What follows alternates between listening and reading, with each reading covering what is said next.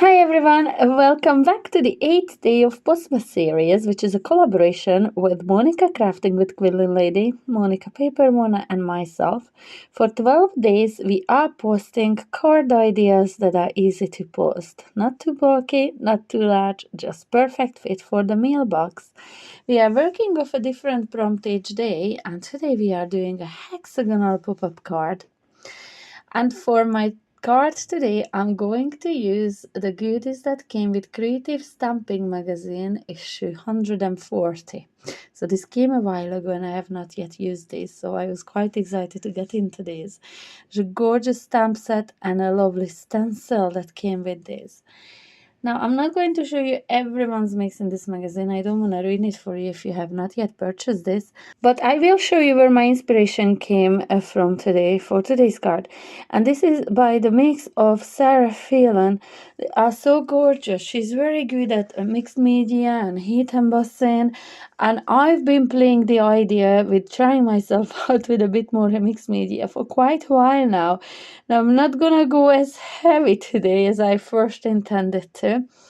But Sarah, on these mix, she used all sorts. She actually, I think, used a real twig. See that second card, the hexagon card? I think it's real twig that she uses. She's so creative.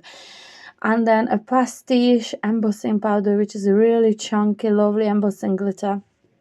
And then on one of her mix, she used tissue paper and says, I have that in my stash. Why don't I try a bit of tissue paper? So you'll see where I go with this. These are the papers that I printed out that came, the digital version of this came free with the magazine. So I printed them out as an A5 version and I will be using those. I stamped and heat embossed the stag or reindeer and a couple of these leaves, holly leaves and berries. For my stamping, I used Onyx Black ink pad and clear embossing powder. And then I colored everything in using my alcohol markers. So for the card base, we will need several pieces of cardstock, and I'm just going white heavyweight cardstock here. This one measuring 11 by 2 inches. Scoring then halfway at 5.5. Then I score at 3 inches, turn it right to the other side and score at 3 inches again. This will be essentially the holder for my topper. But for the base, we will need 2 pieces of card that measures 6.5 by 3 inches. And on the 6.5 inch side, I'm going to score mine at 1.5 inches. And then at 4.5 and 6 inches. Now, we'll do this twice, the 2 pieces of cards. Now, if you want your panels to be if you want a more regular looking hexagon as the base, and this will make sense in a little minute, all you would need to do is score this piece at 2, 4, and 6 inches, so you have 3 2-inch panels on each piece. On mine, I will have 2 1.5-inch sections on either side of a 3-inch section, and you will see what I mean when we will decorate this piece. But we will have a more irregular looking hexagon in here, which I love. I guess it's just a little bit more different. So you will see in here what I mean. See, the middle section is much longer than the other 2 sections on either side. That's what I meant. You can change that just by scoring differently. Now I'm taking my 11-inch long piece. I folded and burnished the score lines on it. And I'm going to add glue to the outside of the end sections, which are the 3-inch sections. So I added my color glue. I'm using my grid mat to make sure it's properly centered, and I'm adding the glue onto the other side as well and gluing it onto the card base, the middle section on the card base. So using my grid mat, I can make sure that it will fit into a 6 by 6 inch envelope once it's ready. For my card topper, I'm going to use a hexagonal die set, and this is a hexagon torn edge nesting die set by Daisy May Designs. I got this from Luke Collins's This Stash group quite a while ago, together with the octagon ones, and I haven't used them yet, so I thought it was just a high time that I dug into these. I chose the hexagons one today. With the straight edge one I cut out of the pattern paper that I printed out that came with the magazine, and with the slightly smaller torn edge hexagon die, I cut it out of watercolor cardstock, which is from the Creative Craft Products range by Craftstash. It's a lovely bright one. Using my grid mat, I can ensure that I'm not gonna go up too high. So I'm going to work on the watercolor cardstock first. I'm going to create a snowflake background first of all. And I'm going to use the 4 different snowflake stamps that came in the stamp set. They're all different sizes, all different shapes of snowflakes. And I am using my embossing ink pad to do this with. You could see me use my anti-static bag before this. Once I have stamped as many as I would have liked, I came in with my white, bright white, opaque bright white, super fine embossing powder by Wow, and I am going to heat set those then. At this point, I wasn't really sure if I wanted to do some ink blending on top of these or some watercoloring, but then I decided to do some watercoloring using my Distress Oxide ink pads. And the 2 ink pads that I choose to go with are Tumbled Glass and Salvage Patina. They are both real nice palish colors, so they're not too strong, and plus I'm going to water them down anyway. And here I use a brush that my kids must have lifted because it left some dots and whatnot on my cardstock. So I had to go for a different brush in here, and I'm just watering it down heavily. I'm looking to create a very pale background. Not so pale that you can't see it, but pale enough so it's not overwhelming. It's not taking over my design. I want those snowflakes to properly show. So I didn't think it was strong enough here, so I gave it a quick blast with my heat tool. Now, I was being very careful. I didn't want to remelt the embossing powder already melted into those snowflake shapes. But I'm just checking out where I want to put my elements. I was really undecided at this point. To be honest, when I stamped and heat colored in those elements, I had no plan where I was going with this at all. So because the reindeer is looking kind of upwards, I thought maybe I'll add some berries up there that he's reaching for. And now that turns my scene into a bit of a whimsical one, I guess, because berries wouldn't grow that high, or would they? I don't even know. So in here you can see me darkening those colors a bit because I want those snowflakes just to pop a little bit more against the background color in there. And then I'm heat setting it again being careful not to add too much heat at any one time because I do not want to remelt those snowflakes. And then it is time to start decorating. Now, I did mention to you earlier on that I was inspired by Mix in the magazine to use tissue paper. And I thought I would use tissue paper to create my snow on the ground that my reindeer will stand on.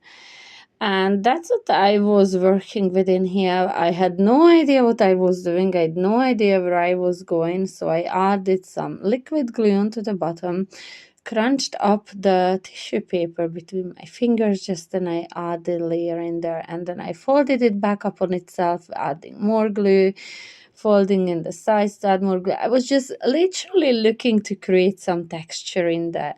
Now, this was way too fiddly for me, I have to admit. Adding some water too, just to make it stick a little bit more, and then some water and then glue. You'll see that I'm working so much with this. This is well sped up. This took me forever. Halfway through it, I was like, I should have just gone for texture paste instead. But I have to admit, I do love the result. So when it dries, it will dry beautifully. I sprinkled some Crystal Crush glitter on it too, which is a lovely translucent white glitter, and it's really, really sparkly. It is by Chloe's Creative Cards. And then I had to set this aside to dry while I was working on my mats for the card base. So I cut out 4 pieces that measure 1 3/8 by 2 7/8. And I added this on the end. So this is a pink card. And I cut these out of all the cards that I had printed out from that came with the magazine, the digital papers that came with it. And then for the middle section, I cut out 2 pieces of green, is it polka dot or like a raindroppy one? 2 7/8 by 2 7/8. And then for the back, I cut one white piece to 2 3/4 of an inch by 2 3/4 of an inch, and that is where you will be able to write your message. And then I'm adding glue just to that top section of the mechanism. I guess you could call it a mechanism in there. Making sure the glue is not touching the card base, and I'm adding my hexagon on top of that, the pattern paper, the larger hexagon, using my grid mat to make sure that it will fit into a 6 by 6 inch square. Now in here, the tissue paper was still not dry, so I'm giving it a quick blast with my heat tool. I was getting very frustrated. Tissue paper and glitter was all over my fingers, glitter stuck to them. I could barely get rid of those. I messed it up by trying to press down, so I had to come back with some more glue and add some more glitter. No, I really went into a bit of a faff in here. But I left these in because just to show you that the end results are amazing. Sometimes it is really worth the hassle. Now you could see a little picture flash up in there. I just left it in because I thought it was cute. My daughter drew it for me while I was crafting. She was crafting alongside me. She just made a little very quick picture using her brand new alcohol markers I got for her birthday. So in here you can see me, I am adding some foam tape to the reindeer. I'm out of shot in here, I'm not sure why. But I just added some foam tape, and the foam tape is very, not 2-dimensional, so it's 1 millimeter. So it's not going to add a whole lot of bulk to my card. It will still perfectly fit into an envelope to post.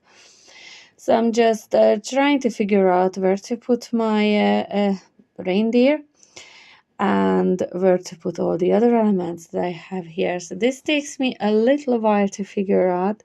So you can see that I cut some of those images in half, and I'm just arranging them, and I will just use my liquid glue to add it to my picture. There'll be no dimension behind these ones. And once I've glued these on, just from the back of the cardstock, I'm cutting any overhanging excess away.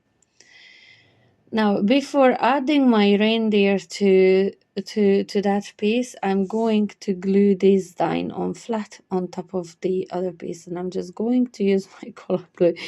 It is still very wet, and it got stuck to my finger again. It was just a whole lot of a nightmare. So I'm using my color glue in here, and then I have to keep going back to make sure that on the bottom it is stuck, because I cannot press down on the tissue paper. It is still not fully dry in there. It is again getting a bit faffy in here, but I suppose if I had enough time to set it aside to dry properly, then I wouldn't have needed to do all this.